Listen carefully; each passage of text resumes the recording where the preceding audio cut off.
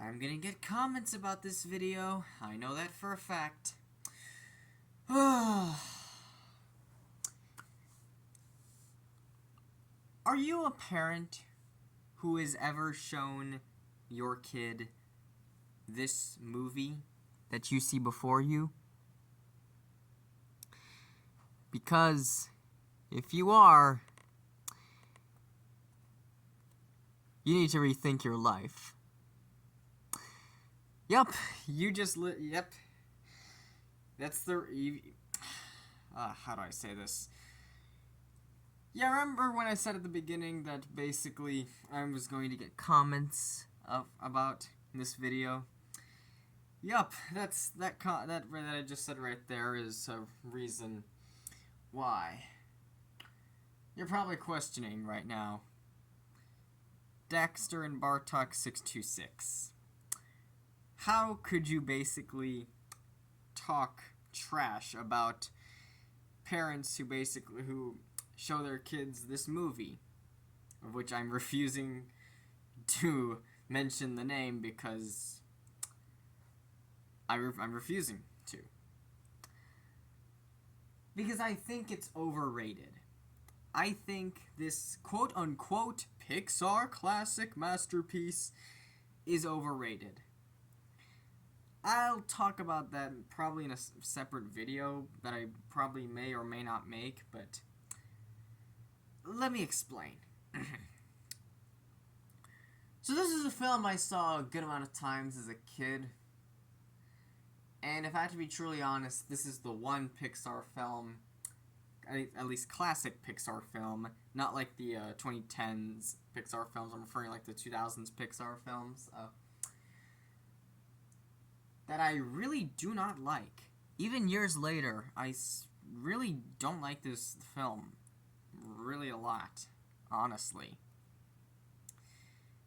Which is crazy, because everyone else apparently likes this movie, and I can understand why. I can understand why, and I can understand, really, I genuinely do understand why. Because, here's the thing. Apparently, the Pixar guys who are making this movie intended for Marlin, aka the film's main protagonist, to be connected with adults and only adults, not kids in mind. Nope. The generic, bland, uninteresting titular character, whom again I refuse to say the name of because it's literally, you already know the name. The titular character to be only connected with kids. Here's the ugly truth about me personally. I never connected with the titular character. It was Marlin, the protagonist, whom me as a kid always connected with, and for good reason. It was obvious that he is the protagonist, that he was the protagonist to me as a young kid. It was clearly obvious from the get-go. And that would be positive. Like, I would be saying that as a positive thing. But the problem is,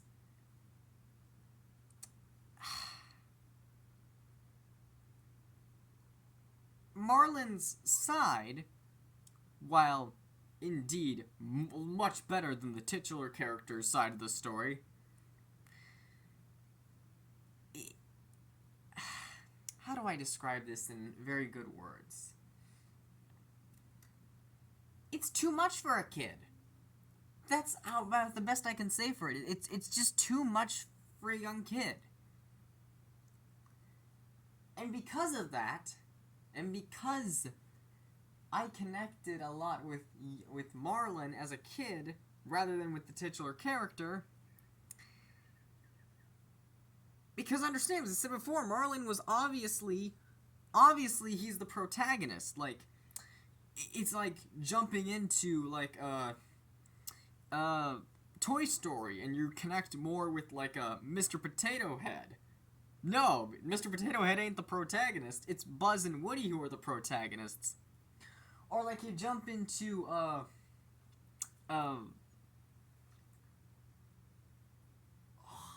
a perfect sample. Basically, my whole point is that when you jump into a media that follows the protagonist, you expect to either connect with or at least follow the main protagonist in his journey. Not like a side character. And that side character in particular just happened to be the titular character.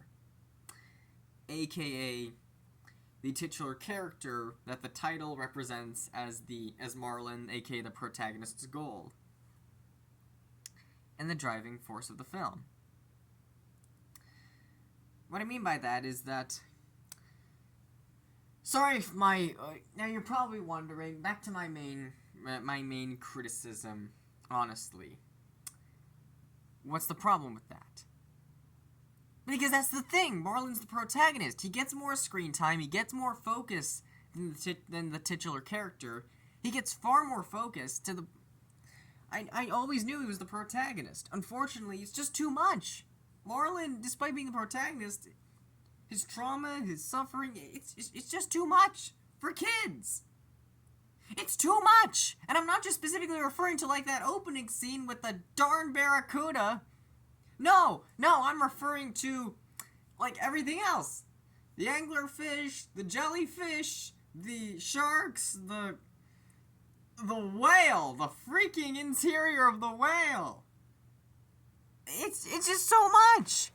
So much intensity. So much craziness. So much intensity, as I said before. And Marlin is the main focus. And the titular character is just so bland and uninteresting in his own right that I connected with Marlin as a kid. I want that to be a good thing. Unfortunately, it's too much for a young kid. It's just too much. I don't guarantee this for all kids. Like, they're probably going to connect more with the titular character than with Marlin, but for my personal experience, this is a film that I have not really basically have looked back with a positive outlook, unfortunately. There are several other problems, like Nemo doesn't say he's sorry for being a jackweed. Dory is an unfunny and uninteresting comic relief.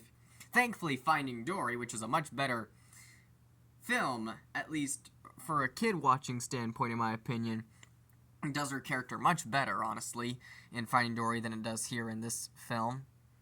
Underrated Finding Dory is. But back to the main conflict. I have several other problems with this film. But yeah, aside from the fact that I believe that this film is just overrated, like, the Monsters, Inc. duology and the Incredibles are just much better Pixar films. Like, I heavily recommend to watch Monsters University first before you watch Monsters, Inc. I'm not saying Monsters, Inc. is a bad film. It's a very good film. Like, it's a lot softer and more lighthearted than this film with Marlin's son. That's the closest I'm ever going to be referring to the titular character in any way, but I think The Incredibles and Monsters, Inc. are just better Pixar films that manage to strike a balance between seriousness and lightheartedness, especially Monsters, Inc.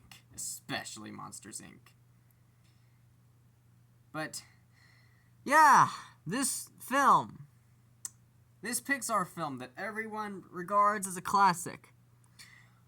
Overrated, too much for kids, perfect for adults, but just too much for kids.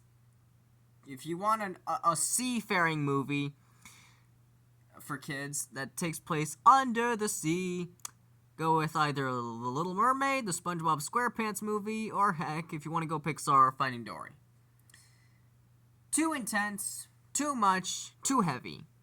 That's what this film is. But anyway, those are just my thoughts. You don't have to agree with me, but I'll see you in more videos. Bye for now.